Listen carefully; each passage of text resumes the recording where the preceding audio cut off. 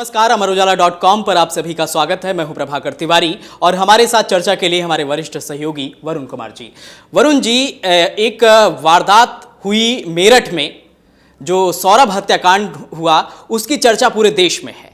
मुस्कान ने साहिल के साथ मिलकर जिस तरीके से उस वारदात को अंजाम दिया, ये चर्चा चल ही रही थी। इस बीच एक खबर बिजनौर से आई, उसने भी एकदम झकझोर दिया। शिवानी नाम की एक महिला ने अपने पति का गला दबा करके कत्ल कर दिया और वो शख्स रेलवे में टेक्नीशियन के पद पर कार्यरत था और इससे पहले सीआरपीएफ में वो था और 1 साल पहले उनकी लव मैरिज हुई थी। जिस तरीके की ये वारदात सामने आई, उसने एक बार फिर पूरी तरीके से ये सवाल खड़ा कर दिया है कि आखिर देश में ये चल क्या रहा है। प्रभाकर, सबसे पहले मैं जितने भी दर्शक हैं उनको ये बताना चाहूँगा कि शिवानी को गिरफ्तार कर लिया गया है। शिवानी इस वक्त जेल में है और मुस्कान वाला जो केस है उस पर भी आज हमारे पास में 1-2 बहुत अच्छी डिटेल हैं, वो भी मैं अपने दर्शकों को बताऊंगा। लेकिन पहले हम शिवानी की बात करते हैं। तो बिजनौर यूपी का एक ज़िला है और मेरठ से ये बहुत नज़दीक है। पश्चिमी उत्तर प्रदेश का ये ज़िला है बिजनौर। गन्ने के लिए जाना जाता है, यहाँ पर गन्ना बहुत बड़ी मात्रा में पैदा होता है, खेती बाड़ी के लिए जाना जाता है बिजनौर। लेकिन आज जो खबर है वो खबर ये है कि एक लड़की शिवानी, जिसकी शादी हुई दीपक नाम के लड़के से, दोनों के बीच में प्रेम था। प्रेम काफ़ी लंबे वक्त चला, उसके बाद शादी हुई। शादी के बाद साल भर गुजर गया, एक बच्चा हो गया। अब दोनों के बीच में झगड़ा रहने लगा। दोनों के बीच में झगड़ा क्यों था, इसको लेकर पुलिस जांच पड़ताल कर रही है। दीपक झगड़े को देखते हुए शिवानी को लेकर अपने माता पिता के घर से अलग रहने लगा। यहाँ पर शिवानी और दीपक के झगड़े खत्म हो जाने चाहिए थे, लेकिन ऐसा हुआ नहीं। एक दिन फिर ऐसा आता है कि शिवानी दीपक को जान से मार देती है, गला दबा के जान से मार देती है। अब इसके बाद में वो बताती है कि हार्ट अटैक हुआ है। वो अस्पताल पहुंचती है, वहाँ से दूसरे अस्पताल पहुंचती है, डॉक्टर जवाब दे देते हैं, दीपक जो है वो मर जाता है, मृत उसे घोषित कर दिया जाता है। इसके बाद जो दीपक का परिवार है वो ये आरोप लगाता है कि शिवानी ने हमारे भाई को, हमारे बेटे को जान से मार दिया और शिवानी ने ऐसा इसलिए किया क्योंकि वो चाहती थी अनुकंपा नियुक्ति। वो चाहती थी कि पति मर जाए और पति की जगह मैं सरकारी नौकरी पर लग जाऊं। पुलिस को यहाँ ये शक होना लाजमी था कि शिवानी ने ये कत्ल अकेले किया या किसी के साथ मिलकर किया। पुलिस ये भी शक लाजमी था कि क्या ऐसा तो नहीं कि साहिल शुक्ला की तरह यहाँ भी एक कोई तीसरा कैरेक्टर हो। क्या ऐसा तो नहीं कि ये बहुत अजीब लगता है कि एक लड़की ने एक लड़के को गला दबा के मार दिया, वो भी तब कि जब दोनों पति पत्नी थे, वो भी तब कि जब दोनों के पास में एक संतान थी, वो भी तब कि जब वो लड़का सीआरपीएफ में रह चुका था, वो शारीरिक रूप से ताकतवर था। तो ऐसे में ये बहुत अजीब लगता है कि एक लड़की ने उसको गला दबा के मार दिया होगा। अब जो रिपोर्ट आई है हमारे पास में नई, वो हमें कई बातें बताती है। पहली तो ये बताती है कि जब उसने सुबह दीपक को नाश्ता दिया तो दीपक को नाश्ते में उसने नींद की 4 गोलियां उस नाश्ते में मिला दी थी। दीपक को बेहोशी होने लगी थी, वो अर्ध बेहोशी की स्थिति में था, जिसके बाद शिवानी ने गला दबाकर दीपक को मार दिया। अब रिपोर्ट हमें ये बता रही है कि शिवानी का एक हाथ टूटा हुआ था। वो हाथ उतना मजबूत नहीं था, पहले से ही टूटा हुआ था। अमूमन क्या होता है कि जो हाथ हमारा टूटा हुआ होता है, हम उससे उतनी जोर या उतनी ताकत नहीं लगा पाते। ऐसी स्थिति में जी वो हाथ जो था वो दायां हाथ टूटा हुआ था। बिल्कुल बिल्कुल। और ये पता चला है कि उसने बाएं हाथ से, उल्टे हाथ से ही दीपक का गला दबा दिया, उल्टे हाथ से ही दीपक को गला दबाकर जान से मार दिया। रिपोर्ट ये भी आई है कि जो ये पूरा प्रपंच इसके बाद शिवानी ने रचा, इस पूरे घटनाक्रम को, इस पूरी हत्या को उसने जिस तरीके से हार्ट अटैक का रूप देना चाहा, वो अपने आप में एक बहुत ही ज़्यादा पेचीदा बात है। उसको लेकर पुलिस भी कंफ्यूज है, क्योंकि अगर ये गुस्से में किया गया कत्ल था, तब वो अमूमन देखने में ऐसा आता है कि कत्ल करने के बाद इंसान को अपना अपराध बोध होता है, बिल्कुल। और वो खुद ही पहली बार में बता देता है कि ये कत्ल मैंने किया है। लेकिन यहाँ ये थोड़ा सा कोल्ड ब्लडेड मर्डर फील होता वो है। गला घोटने के बाद वरुण जी छत पर गई और कहते हैं कि छत पर बैठी रही, उसके बाद वो नीचे उतर करके आई। पति पहले ही मर चुका था और उसके बाद उसने एक ढोंग रचा कि पति को हार्ट अटैक आ गया है या पति को कुछ और समस्या हो गई है, उसके बाद अस्पताल लेकर के गई। बिल्कुल। यहाँ पर यह भी पता चला है, जब पुलिस शिवानी से पूछताछ कर रही थी तो हत्याकांड में कड़ी से कड़ी जोड़ने की जब कोशिश कर रही थी तो शिवानी ने यहाँ एक लड़के का नाम बताया, एक युवक का नाम बताया। इस युवक को बुलाया गया, शिवानी के सामने बैठाकर दोनों की बातचीत कराई गई और युवक ने यह बात कही कि ये शिवानी पूरी तरह झूठ बोल रही है। पुलिस के सामने ही शिवानी ने उस पर हमला करने का प्रयास भी किया, लेकिन इसके बावजूद उस लड़के ने कहीं से कहीं तक हाँ में हाँ नहीं मिलाई। वो यही कहता रहा कि शिवानी झूठ बोल रही है। मामला बिजनौर के नजीबाबाद इलाके का है और जो दीपक कुमार है उनकी उम्र 29 साल थी और ये पता चला है कि हल्दौर थाना इलाका है जहां पर ये लोग रहते थे, मोहल्ला आदर्श नगर है जहां पर ये लोग रहते थे। बेटा है जिसकी उम्र 1 साल है।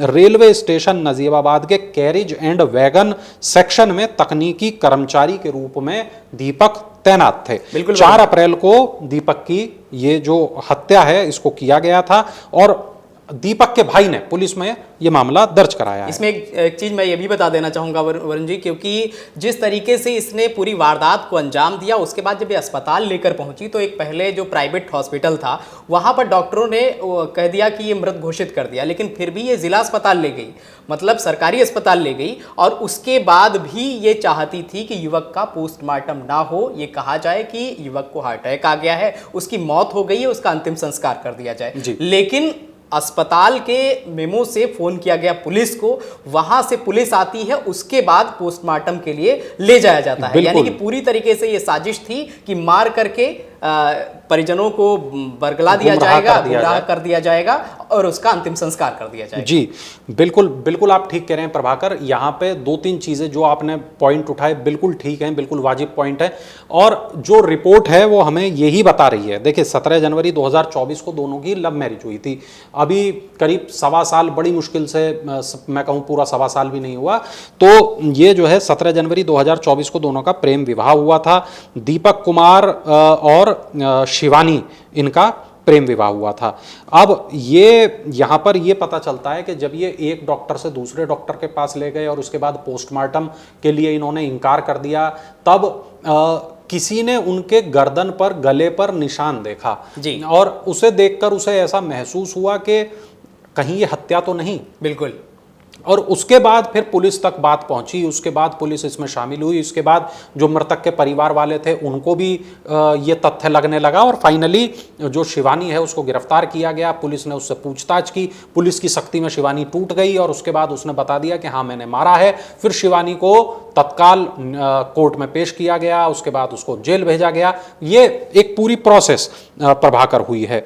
रिपोर्ट हमें यहाँ पर यह भी बताती है कि सास के साथ शिवानी के रिश्ते ठीक नहीं थे, सास के साथ मारपीट वो पहले से करती आई थी, ये आरोप है। दीपक की मां पुष्पा, भाई पीयूष, इन दोनों ने ये बताया कि शिवानी का ससुराल पक्ष के प्रति जो व्यवहार था वो सही नहीं था।